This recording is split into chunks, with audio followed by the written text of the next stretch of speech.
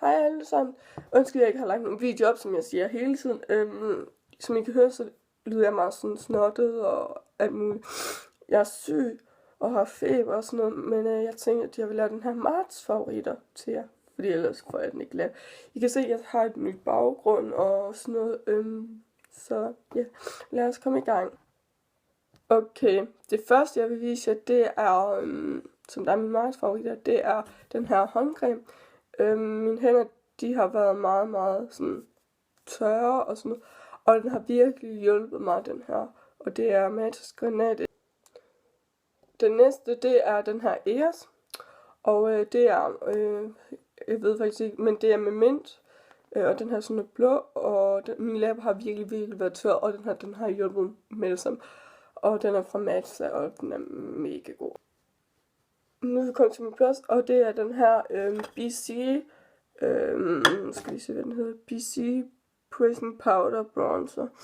Og låget ser sådan her ud, sådan gennemsigtigt med sådan noget sølv, guld på, undskyld, og så er det gennemsigtigt, og blås ser sådan her ud.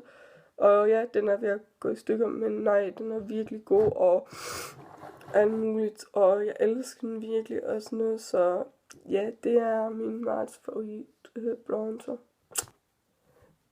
Den anden sådan bronzer-agtig, det er den her Dream Sun bronzer, eller hvad man kan sige. Det er den her, jeg ved ikke rigtig, om I kan fornemme den, den er rigtig god. Det næste jeg vil vise jer, det er mine 2 øjenskygge, som jeg har brugt meget i den her måned. Den ene, det er den her Max Factor øjenskygge. Den her, og den hedder 01 Coco Crazy øjenskygge, og den er faktisk mega. Den næste øjenskygge jeg vil vise jer, det er den her Nudes palette, hvor der bare neutrale øjenskygge, og den har jeg også brugt meget i den her måned. Og den er fra H&M, så yes, jeg elsker den.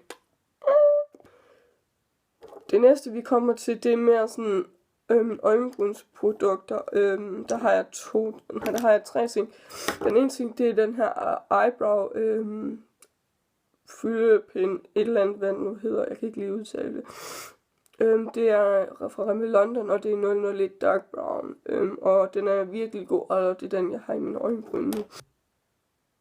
Den anden ting, jeg vil vise, det er den her Elf White Gloss Lash and Brow Clear Mascara, og den er til sådan mine øjenbryn, de holder sig, og at de har den form, de skal have, så den vil jeg helt vildt gerne anbefale, at I køber, for den er altså virkelig god.